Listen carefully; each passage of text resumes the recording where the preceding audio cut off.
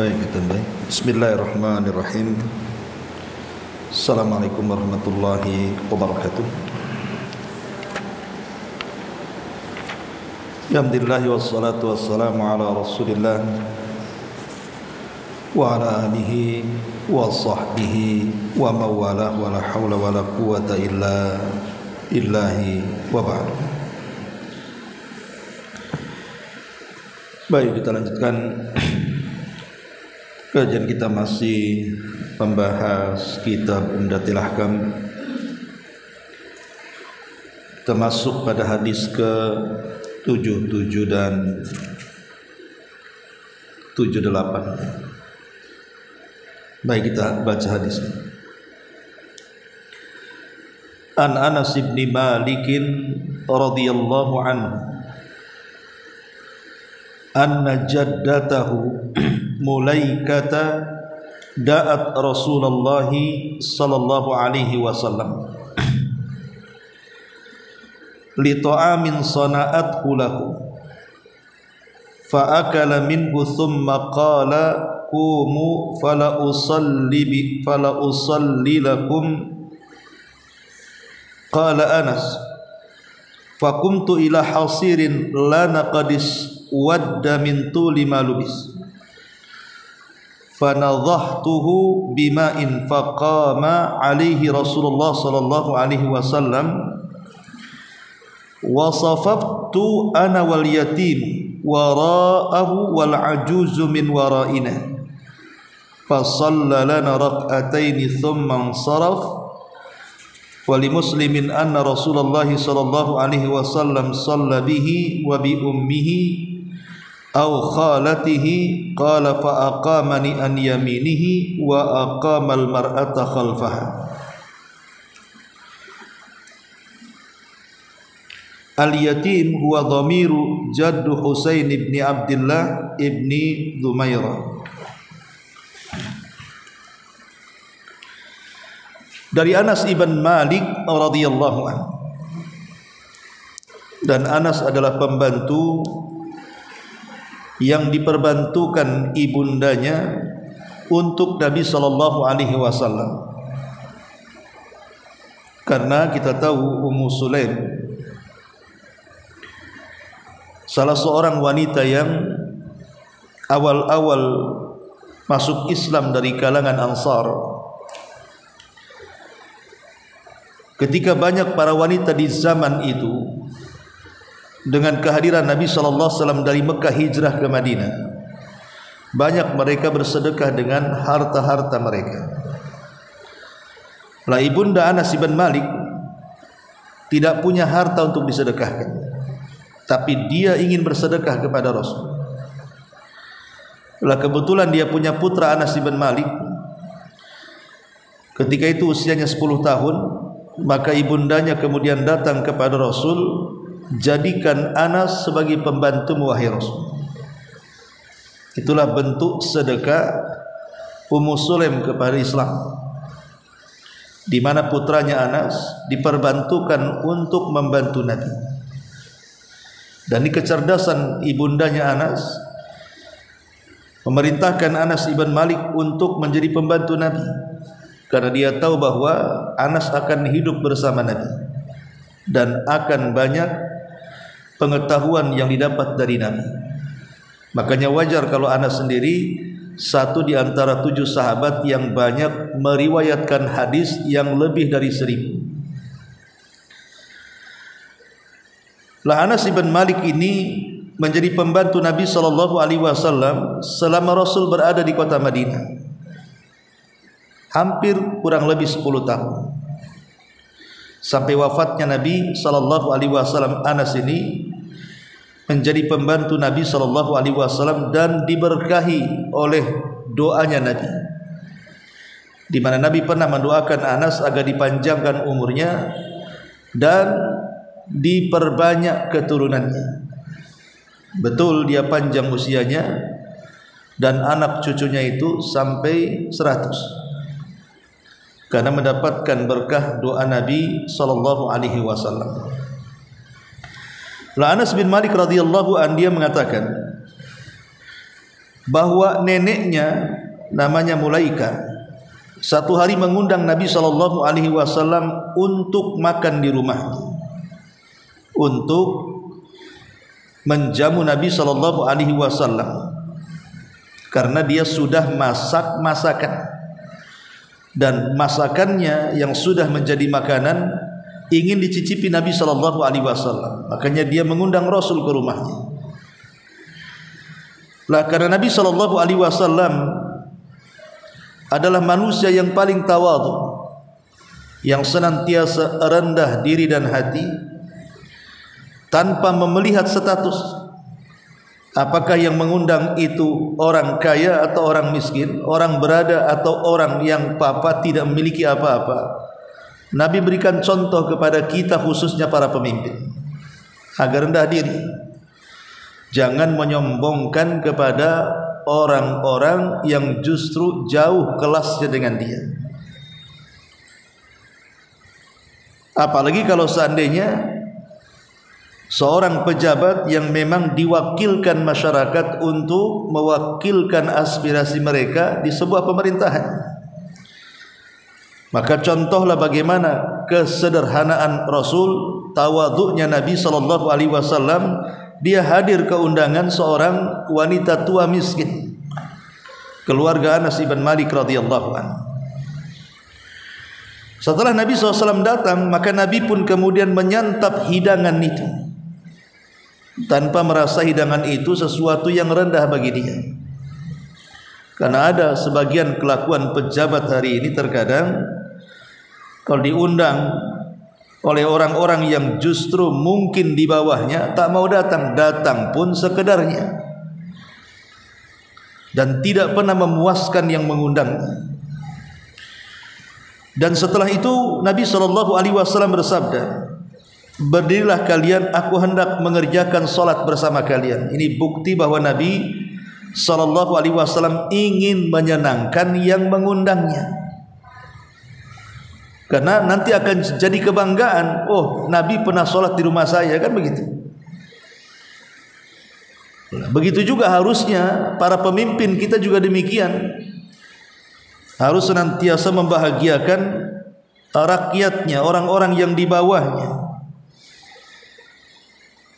Ada sebagian ulama mengatakan maksudnya Nabi SAW sholat itu salah satunya ingin memberikan berkah, berkah kepada keluarga nenek Mulaikah ini, neneknya Anas bin Malik radhiyallahu anhu. Maka Anas bin Malik radhiyallahu anhu kemudian menceritakan, aku lantas beranjak menuju tikar milik kami yang telah hitam karena sudah lama dipakai. Menunjukkan apa? Kefakirannya, tidak punya tikar lagi kecuali itu. Sampai tikarnya sudah usang pun gak diganti, karena gak ada uang untuk beli yang baru. Kemudian lantas aku memercikkan air pada tikar itu. Ada yang mengatakan karena Anas ibn Malik radhiyallahu ragu-ragu dengan tikar itu, takutnya ada najisnya, sehingga disirami air. Dan ini juga menunjukkan tentang kebersihan tempat untuk melaksanakan sholat. Kalau ibu pakai sajadah, nampak sajadahnya sudah kotor, sudah bau, cuci gitu maksudnya. Kemudian kata Anas bin Malik radhiyallahu an, aku lantas memercikkan air pada atas tikar itu. Lalu Nabi SAW berdiri, sedangkan aku, kata Anas, dan ada satu anak yatim yang bersamaku, membentuk shaf di belakang beliau, dan wanita tua berada di belakang kami. Jadi kalau konteksnya perempuan sholat bersama laki-laki, maka sebaik-baik shaf wanita di belakang dan sebaik-baik shaf laki-laki di depan. Tapi kalau konteksnya para wanita sholat sesama mereka, maka enggak berlaku. Tetap sebaik-baik shaf orang sholat itu di depan. Kalau yang sholat ya ibu-ibu aja, enggak ada laki-lakinya, maka tetap yang paling depan itu yang paling baik. Tapi kalau konteksnya, kalau ibu-ibu sholat bersama laki-laki seperti di masjid ini, ya, berbaur antara laki-laki dan perempuan, maka berlakulah hadis Nabi SAW, sebaik-baik saf laki-laki paling depan, sebaik-baik saf perempuan paling belakang. Karena di sini dicontohkan dalam hadis ini. Baik, kemudian lalu beliau Nabi SAW mengerjakan solat 2 rakaat bersama kami, kata Anas. Kemudian setelah itu baru beliau pulang. Dalam riwayat Muslim dikatakan Nabi mengerjakan salat dengan Anas dan ibundanya. Kemudian Anas mengatakan Nabi meletakkan aku di sebelah kanan dan kemudian menyuruh para wanita salat di belakang. Karena di situ ada Anas laki-laki kan. Yang dimaksud anak yatim di sini adalah Dumairah, kawan daripada Anas bin Malik, yaitu kakek daripada Al-Husain bin Abdullah bin Dumairah radhiyallahu. Kemudian hadis terakhir dalam bab ini, sebelum kita ambil faedahnya satu persatu, kita baca dulu. An Ibni Abbas radhiyallahu anhum, dari sahabat Ibnu Abbas. Anak Abbas artinya keponakan Nabi. Karena Abbas adalah paman Nabi SAW yang masuk Islam. Dari 4 paman Rasul yang hidup sampai kenabian, yang 2 mukmin 2 kafir. Yang mukmin Abbas dan Hamzah, yang kafir Abu Lahab dan Abu Talib. Tapi Abu Lahab memusuhi Nabi. Lah Hamzah punya anak namanya Abdullah, sehingga dikenal Abdullah putra Abbas. Abdullah ibn Abbas radhiyallahu anhuma, sama dengan Anas bin Malik, juga dari deretan sahabat yang banyak meriwayatkan hadis Nabi SAW, dan termasuk al-abadilah di zamannya. Termasuk al-abadilah di zamannya. Maksudnya Abdullah ibn Abbas disebut abadilah itu orang yang diambil fatwanya di zamannya. Setelah Nabi SAW meninggal dunia, maka orang-orang pun bertanya kepada 4 Abdullah ibn Abbas, Abdullah ibn Umar, Abdullah ibn Zubair, dan Abdullah ibn Amr ibn As. Ini disebut abadilah namanya. Di mana ketika 4 orang ini hidup setelah wafatnya Rasul, maka semua manusia datang ke 4 orang ini untuk meminta fatwa. Nah, salah satunya Abdullah Ibn Abbas, karena kecerdasannya, berkat doa Nabi SAW, ya Allah cerdaskan anak ini dan ahlikan dalam Quran. Maka setelah dia dewasa, Abdullah ibn Abbas terkenal menjadi turjumanul Quran, pemimpin dari ahli tafsir Quran. Abdullah ibn Abbas radhiyallahu anhu ini berkata, "Bittu inda khalati Maimunah." Aku bermalam di rumah bibiku Maimunah. Faqama an-nabiy sallallahu alaihi wasallam yusalli. Maka Nabi sallallahu alaihi wasallam bangun dan mengerjakan salat malam. Jadi faqama an-nabiy sallallahu alaihi wasallam yusalli minal lail faqumtu an yasarihi. Maka aku pun kemudian berdiri di samping kiri Nabi. Fa akhadha bi ra'si fa aqamani an yamini. Tapi Rasul memegang kepalaku dan memutar aku agar aku berdiri di sebelah kanan. Karena ketika itu Abbas kan masih anak-anak, jadi kepalanya diputar sama-sama Nabi begitu, taruh di sini. Ya. Menunjukkan bahwa ada fadilah apa? Saf sebelah kanan. Saf sebelah kanan itu lebih utama dibandingkan saf sebelah kiri. Baik. Ya. Ma'asyiral muslimat yang dimuliakan Allah Subhanahu wa taala, pada minggu yang lalu kita sudah menjelaskan tentang keutamaan orang yang mengejar saf terdepan. Kenapa demikian? Apa faedahnya? Karena orang yang mengejar saf paling depan dalam salat itu, secara otomatis pasti dia akan datang cepat dibandingkan orang lain ke masjid.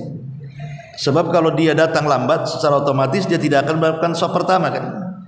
Pasti dia akan mendapatkan saf kedua, ketiga dan seterusnya. Pasti orang yang ingin mendapatkan saf pertama itu artinya orang yang bersegera datang ke masjid. Dan para ulama ketika memberikan catatan ayat wasari'u ila maghfirati mir rabbikum, wasari'u ila maghfirati mir rabbikum, bersegeralah kalian menuju ampunan Rabb kalian. Dan juga Allah Subhanahu wa taala mengatakan dalam ayat yang lain, Al-Hadid ayat 21, sabiqu ila maghfirati mir rabbikum, bersegeralah kalian untuk mendapatkan ampunan Rabb kalian. Sebagian ulama tafsir diantaranya Rayyah ibn Ubaidillah mengatakan ayat ini maksudnya adalah takbiratul ula atau takbiratul ula was-safful awwal. Jadi ayat-ayat yang menunjukkan bersegeralah kalian mencari ampunan Allah, maksudnya apa? Isyarat kepada bersegera untuk mendapatkan takbiratul ihram imam dan mendapatkan saf pertama. Berarti pemahamannya bahwa orang yang mendapatkan takbiratul ihram dan saf pertama bersama imam, maka itu sebab dia mendapatkan ampunan Allah Subhanahu wa taala.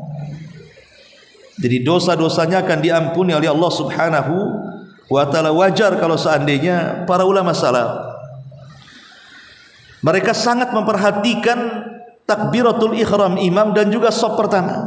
Sebut saja Sa'id ibnul Musayyib, pemimpin para tabi'in, sampai dia mengatakan bahwa aku tidak pernah selama 50 tahun lamanya kecuali aku mendapatkan takbiratul ihram imam dan juga saf pertama, kecuali dalam posisi ada uzur, entah safar, sakit dan yang lainnya. Tapi selama tidak ada uzur, maka dia selama 50 tahun, dalam riwayat 40 tahun, senantiasa mendapatkan saf pertama dan takbiratul ihram. Itu Sa'id ibnul Musayyib. Bahkan Waqi' ibnul Jarrah rahimahullahu ta'ala ketika menceritakan tentang biografi seorang ulama namanya A'mash rahimahullahu ta'ala, apa kata Waqi' ibnul Jarrah? Waqi' ini gurunya Imam Syafi'i. Dia menceritakan tentang sosok ulama namanya A'mash. Kata beliau, kanal a'mashu qariban min sab'in yatakallamu lam tafuthu takbiratul ula. Adalah A'mas walaupun usianya sudah mendekati 70 tahun, artinya sudah tua ya. Dia tidak pernah luput dari mendapatkan takbir yang pertama, maksudnya takbiratul ihram. Dan itu bagaimana semangatnya para ulama salaf. Bahkan disebutkan juga tentang kisah Qadi Baghdad namanya Ibnu Samma'ah. Dia seorang qadi di Baghdad di zamannya. Dia mengatakan makastu arba'ina sanatan lam tafutni takbiratul ula illa yauma mata ummi. Kata dia, selama 40 tahun aku tidak pernah luput daripada takbiratul ihram kecuali saat ibuku meninggal. Bayangkan, takbiratul ihram selama 40 tahun, kata Ibnu Samma'ah, aku tidak pernah meninggalkan kecuali di hari ibuku meninggal, karena aku sibuk mengurus jenazahnya. Nah, ini menunjukkan kesungguhan para ulama salaf untuk mendapatkan saf pertama. Karena bagaimanapun Nabi SAW sampai mengatakan dalam sebuah hadis yang ma'ruf, kalau seandainya manusia itu tahu pahala yang ada di saf pertama itu, apa kata Nabi SAW? Pasti mereka akan siap mengundi berapapun undian itu dipasang. Jadi kalau tahu pahala besarnya orang yang berdiri di saf pertama dan mendapatkan takbiratul ihram itu, takbiratul ihramnya imam, maka pasti dia siap mengundi untuk mendapatkan posisi itu. berapapun undiannya. Tapi di zaman sekarang tidak perlu undian lah, semua kosong kok, apa yang diundi-undi. Dan orang sekarang kalau ada undian pasti mau kan gitu ya. Kamu kan sudah sop pertama nih, saya baru datang masbuk, sini saya bayar 1 juta, aku di situ kau di belakang. Pasti mau orang sekarang. Jangankan 1 juta, 100 ribu aja mau. Jangan-jangan 10 ribu mau pula kan gitu ya. Karena orang sekarang tidak mikir pahala. Orang dulu kan mikirnya pahala, sampai rela mengeluarkan uang itu untuk mendapatkan pahala gitu maksudnya. Makanya kalaupun harus diundi, mereka siap mengundi asal mendapatkan saf pertama. Begitulah hebatnya para ulama salaf. Tentu sekali lagi, karena di saf pertama ini ada sesuatu yang tidak ada di saf kedua, ketiga, keempat dan seterusnya. Bahkan Nabi SAW mengatakan, la yazalu qaumun yata'akharuna 'anis saffil awwal hatta yu'akhirahumullahu fin nari. Akan senantiasa sebuah kaum yang mereka suka mengakhir-akhirkan mendapatkan saf pertama. Kayaknya nggak peduli mau saf pertama, kedua, ketiga, nggak peduli lah, penting ke masjid, ya kan? Kecuali kata Nabi SAW, itu sama saja mereka mempercepat untuk dimasukkan ke neraka. Berarti orang yang mafhumnya, orang yang mempedulikan saf pertama berarti akan dijauhkan dari api neraka. Itu maksudnya. Masyarul muslimat yang dimuliakan Allah Subhanahu wa taala. Makanya kalau kita lihat keutamaan ini dilihat dari beberapa ucapan ulama salaf. Di antaranya perkataan beberapa ulama salaf, Rabi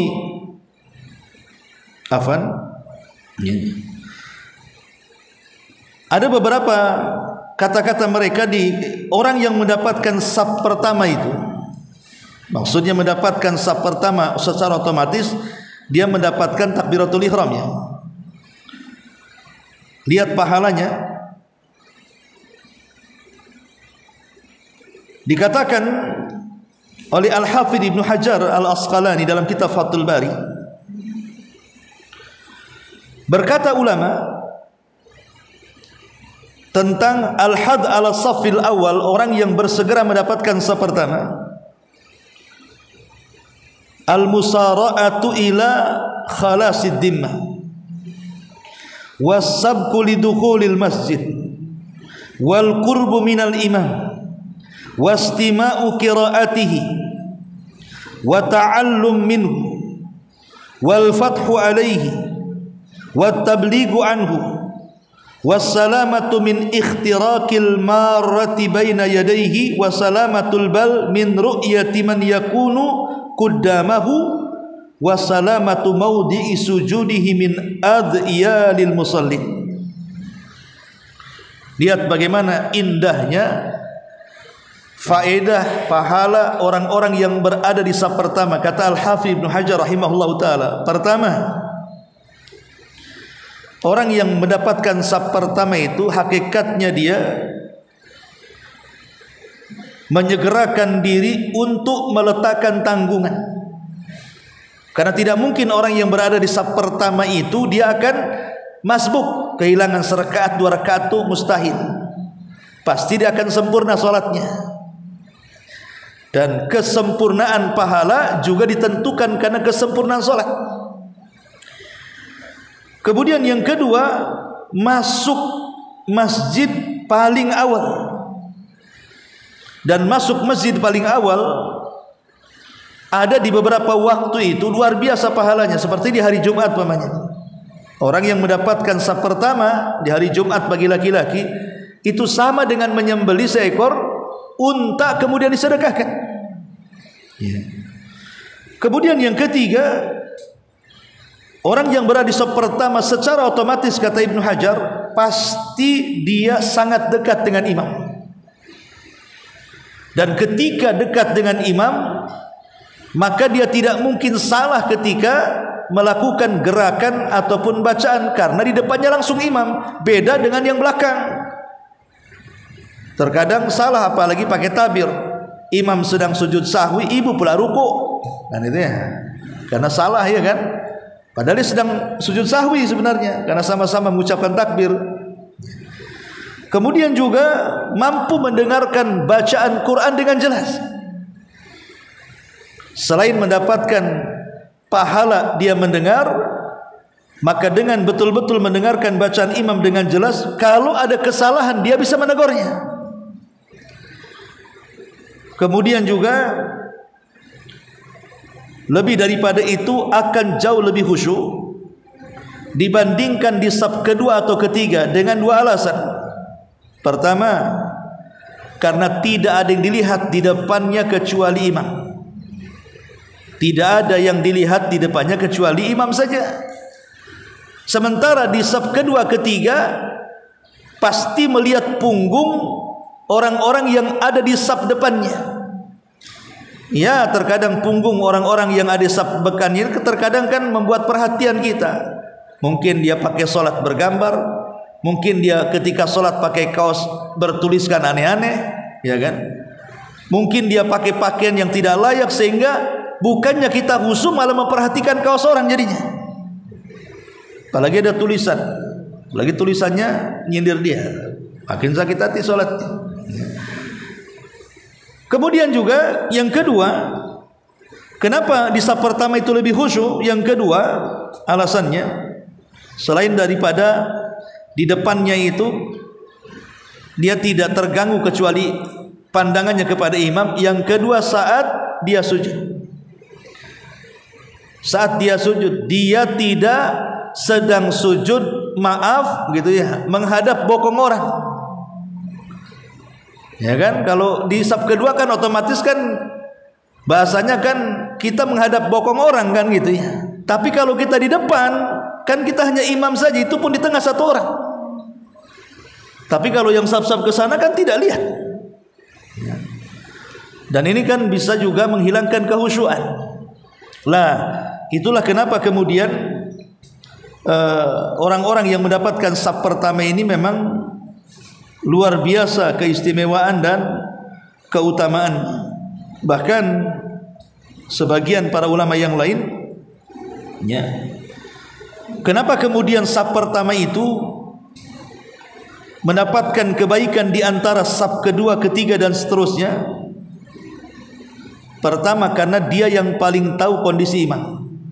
Kalau di belakang kan tidak tahu kondisi imam apa. Dia yang paling paham kondisi imam.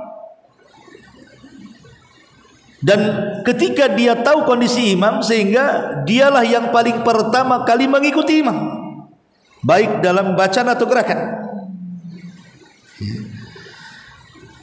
Ma'asyiral muslimat yang dimuliakan Allah Azza wa Jalla. Yang kedua,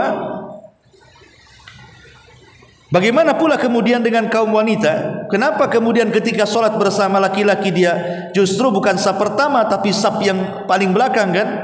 Ada yang mengatakan, kenapa yang laki-laki harus dekat imam, perempuan jauh dari imam supaya terhindar dari fitnah. Karena hati laki-laki lebih kuat menghadapi syubhat dibandingkan perempuan, dan juga menghadapi was-was syaitan laki-laki bisa lebih mencegah dibandingkan perempuan, kecuali kalau perempuan itu sholat sesama mereka. Baik itu diantara muqaddimah tentang keutamaan saf. Sebenarnya sudah kita bahas minggu kemarin, tapi tidak apa-apa kita merajaah. Baik, kita masuk pada keterangan hadisnya. Ma'asyiral muslimat yang dimuliakan Allah Subhanahu wa taala. Hadis ini, hadis ke-77 dari Anas bin Malik radhiyallahu anhu, memiliki beberapa faedah yang bisa kita ambil sebagai faedah. Yang pertama, faedahnya tentang ijabatud da'wati illam takun walima wa illam takun walimatu ursyin.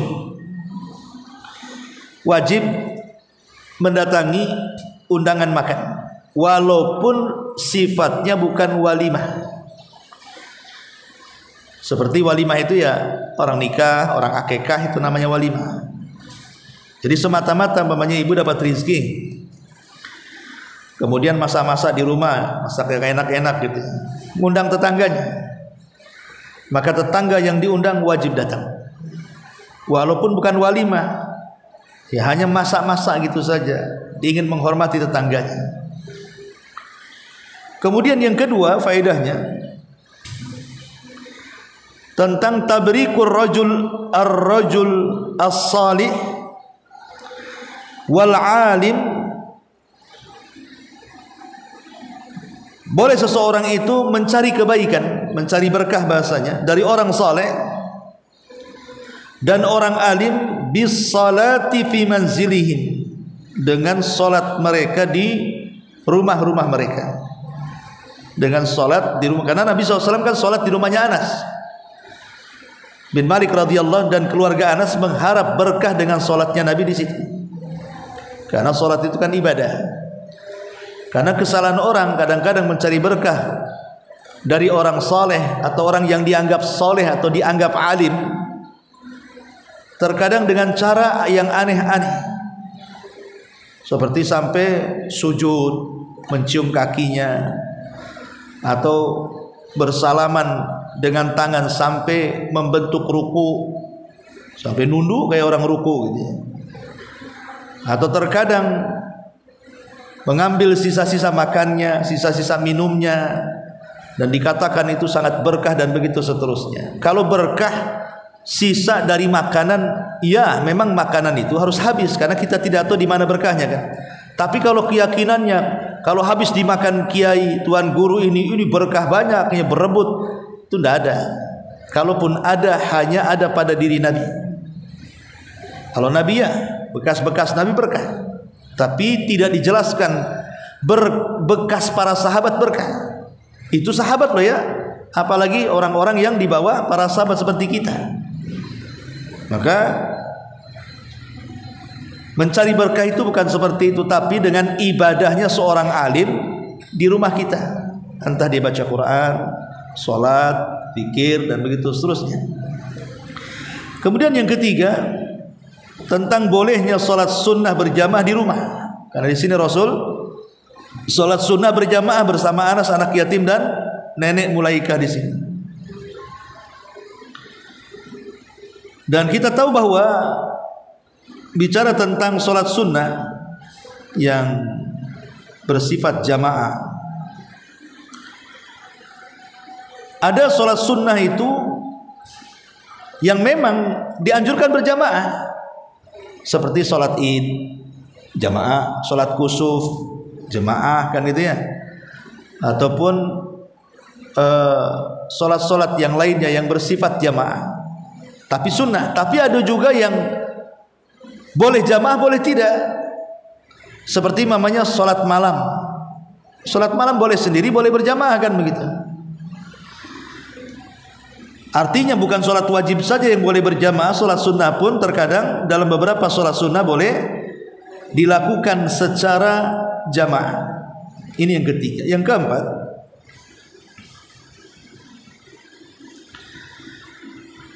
bahwa istihbabu tandifi makanil musalli, disunnahkan agar tempat yang digunakan untuk sholat itu betul-betul bersih. Karena Anas bin Malik berusaha membersihkan tempat sholat Nabi dengan cara memercikan air di situ. Maka ibu sekali lagi, kalau di rumah itu adalah tempat khusus, sekalipun umpamanya kos-kosan, sekalipun kos-kosan yang hanya satu kamar gitu ya, maka kalau bisa di satu kamar di kos-kosan itu ada tempat khusus yang tidak diganggu kecuali untuk sholat, walaupun masih sempit. Tapi kalau sholat di situ saja, dia menjadikan mihrab dan selalu bersih. Jangan pindah, kadang dekat dapur, kadang ini. Ya, kalau bisa ada satu tempat, jadikan mihrab kita untuk sholat di situ. Kemudian juga wasihatu salatis sabi al mumayyiz, sahnya sholat anak kecil dan juga wudunya anak kecil selama anak kecil itu mumayyiz. Mumayyiz itu artinya sudah berakal walaupun belum balik. Usia 10, 9, 11 itu kan sudah bisa lah membedakan. Tapi kalau usia-usia masih kecil kan, masih balita kan tidak bisa bedain. Kemudian juga di antara faedah hadis ini bahwa diakhirkannya saf perempuan dan diawalkannya saf laki-laki. Dan ini sudah saya jelaskan karena konteksnya sedang berjamaah dengan laki-laki, maka perempuan di belakang. Tapi kalau konteksnya masing-masing wanita, tidak ada laki-laki yang sholat di situ, maka berlakulah hadis sebaik-baik saf adalah paling depan. Termasuk juga di antara faedah hadis ini bolehnya sholat di atas tikar. Mungkin kalau sekarang itu di atas sajadah lah, karena Rasul sholat di atas tikar kan, maka boleh kita sholat di atas sajadah. Tapi sebaiknya sering saya ingatkan, cari sajadah yang polos, yang tidak mengganggu kalau bisa itu. Kalaupun ada gambar itu tidak mengganggu sholat kita. Karena bagaimanapun banyak orang-orang yang terganggu dengan sajadah karena berukir, bergambar macam-macam. Kemudian juga di antara faedah hadis ini, di mana Allah Subhanahu wa taala telah memuliakan nabinya, di mana Allah Subhanahu wa taala telah memuliakan nabinya dan memberikan contoh nabinya dengan memuliakan orang-orang yang dianggap manusia tidak mulia, seperti orang fakir, orang miskin gitu ya. Jadi Nabi SAW mencontohkan, dan tentu itu juga karena Allah Subhanahu wa taala yang merintahkannya. Dan di sini boleh juga kita meminta doa orang-orang baik, karena Nabi SAW juga dimintai doanya oleh para sahabat. Maka boleh kita meminta doa orang-orang baik, orang soleh, minta doa mereka, bertawasul dengan doa mereka boleh. Walaupun sekali lagi doa itu masih jauh lebih baik yang dipanjatkan diri sendiri. Kalau kita berdoa diri sendiri walaupun tidak pakai bahasa Arab jauh lebih baik, karena kita kan memang meminta sesuatu yang kita hajatkan, bukan minta doa orang lain untuk mendoakan. Walaupun secara hukum boleh tapi tidak sunnah, boleh tapi tidak disunahkan. Ada sebagian ulama mengatakan seperti itu. Kemudian juga di antara faedah hadis ini bahwa seseorang yang sholat di belakang imam, kalau dua orang maka dia berada di belakang imam. Tapi kalau satu orang makmumnya laki-laki, maka berada di sebelah kanan imam. Jadi kalau sholatnya berdua saja, ibu sholat berdua nih, ya, maka imam dengan makmum sejajar. Makmum diletakkan sebelah kanan. Tapi kalau makmumnya dua, maka makmum harus di belakang. Seperti di sini Anas bin Malik dan anak yatim ke belakang, baru setelahnya kakeknya atau neneknya mulai ikut. Nah, ini diantara juga faedah-faedah daripada hadis yang ke-77. Adapun hadis yang ke-78, di antara faedah hadis yang ke-78, pertama, ya, bolehnya seseorang itu bermalam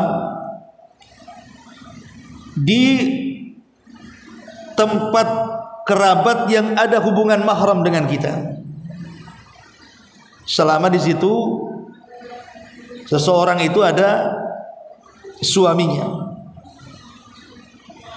Yang kedua, bolehnya sholat berjamaah pada sholat sunnah. Kemudian yang ketiga, berdirinya makmum di sebelah imam, padahal di sebelah kiri tidak ada orang. Berdirinya imam di sebelah kiri, sementara makmum di sebelah kanan. Karena Rasul memutar Ibnu Abbas dari sebelah kiri diarahkan ke sebelah kanan.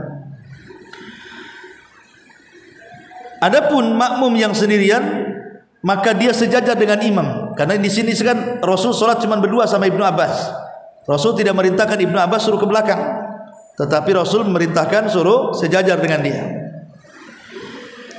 Kemudian juga ijtihadnya Ibnu Abbas. Bagaimana ijtihadnya Ibnu Abbas radhiyallahu anhu untuk mendapatkan, atau kesungguhannya Ibnu Abbas, ijtihad itu adalah kesungguhan untuk mendapatkan ilmu di hadapan Nabi SAW dengan memberanikan diri sholat di samping Nabi padahal dia masih anak-anak. Kemudian juga tidak disyaratkan sahnya imam untuk meniatkan imam sebelum masuk dalam salat bahwa dia adalah seorang imam. Jadi boleh niat dadakan. Tadinya makmum, tiba-tiba ada orang yang salat di belakang, kemudian dirubah niatnya menjadi imam. Kemudian bahwa harokat gerakan dalam salat, kalau sesuatu yang disyariatkan, maka maksudnya bagian daripada salat, maka tidak mengapa, tidak membatalkan salat. Karena kan Ibnu Abbas ini kan sedang salat di samping Nabi sebelah kiri, dan itu sudah salat. Rasul memutar, itu kan gerakan namanya, memutar. Boleh gerakan bergerak lebih daripada 3 kali selama itu untuk kepentingan salat, tidak membatalkan salat. Umpamanya ya, ibu salat menggendong bayi. Ibu salat menggendong bayi. Kenapa? Kalau ibu letakkan bayi nangis, ibu khawatirkan salatnya. Maka dengan digendong kan dapat khusyuknya, karena minimal si anak itu dekat dengan ibunya, akhirnya nggak rewel lagi. Tapi saat sujud hendaklah letakkan, karena kan tidak mungkin letakkan dulu baru sujud. Jadi ini juga boleh gerakan-gerakan yang terkadang disyariatkan untuk kesempurnaan salat, maka tidak memadaratkan salat. Ma'asyiral muslimat yang dimuliakan Allah Subhanahu wa taala, dan ini juga sahnya seseorang salat berjamaah dengan orang yang belum balik selama dia memayyiz, mengerti. Karena ketika itu Ibnu Abbas kan masih kecil, umurnya masih 10 tahun atau berapa, belum balik, tapi oleh Nabi SAW diajak salat berjamaah. Dan ini juga dianjurkan anak-anak yang tidak nakal, yang bisa dia mengambil pelajaran di masjid, sebaiknya ajak ke masjid. Kalau ibu punya anak laki-laki, bapaknya ke masjid, dan nampak anak itu tidak nakal, ya coba dululah. Kalau sudah nakal, ibunya kalau bisa nasihati, bapaknya nggak usah dibawa. Kalau sudah lari sana lari sini ganggu orang sholat, sebaiknya jangan ya. Tapi kalau memang anak itu bisa diatur, ya dia bisa duduk saja atau berdiri terus, tapi dia akan bisa diatur, diam saja di tempat situ walaupun tidak sholat, ajaklah. Karena terkadang walaupun dia tidak sholat, duduk saja, dia mendapatkan pelajaran di situ.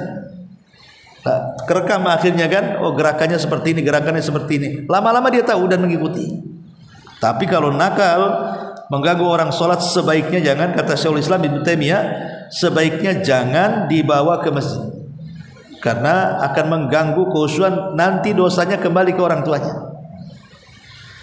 Makanya harus peka orang tua yang banyak anak itu, jangan sampai mengganggu orang yang sholat. Ini diantara faedah dari 2 hadis tentang masalah sholat ini. Baik, sampai di sini. Sebelum saya tutup, silakan kalau ada yang bertanya.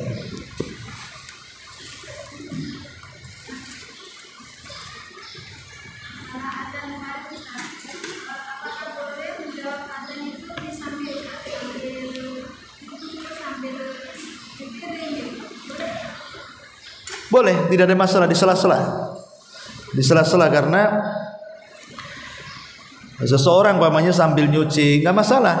Atau kalaupun seandainya sambil berwudu dan dia tidak sempat ketika wudu menjawab adzan, maka selesai wudu jawab.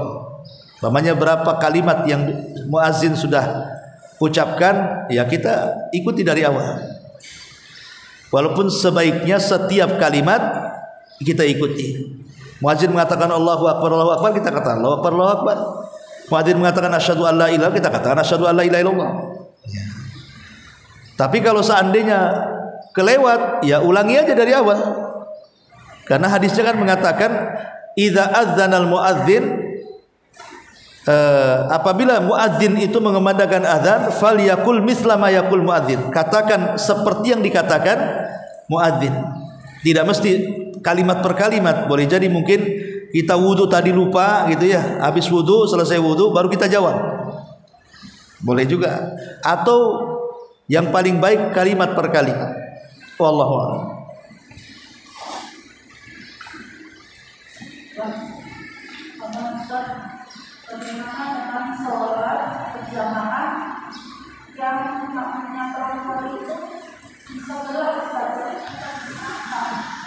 Kemarin sudah dibahas, salat berjamaah tapi makmumnya setara dengan laki-laki, sah tapi makruh. Kenapa? Karena Nabi SAW menganjurkan wanita di belakang, bukan setara dengan laki-laki. Apakah sah salatnya? Sah, walaupun ada yang berpendapat tidak sah. Tapi pendapat yang kuat sah tapi makruh. Sah tapi makruh, karena posisi dia masih di belakang imam. Cuman dia melanggar hadis, sebaik-baik sop perempuan di belakang dan sebaik-baik sop laki-laki di depan. Itu aja. Wallah.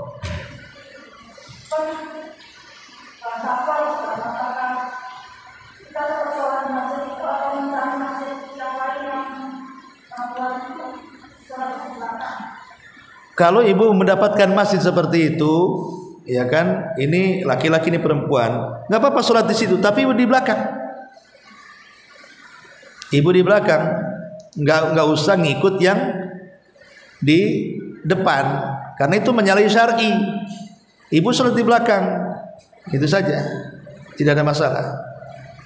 Tapi kalau dikhawatirkan terjadi fitnah karena sudah masuk dan memang mereka sudah membuat saf, ya sudah, terpaksa lah sholat di situ.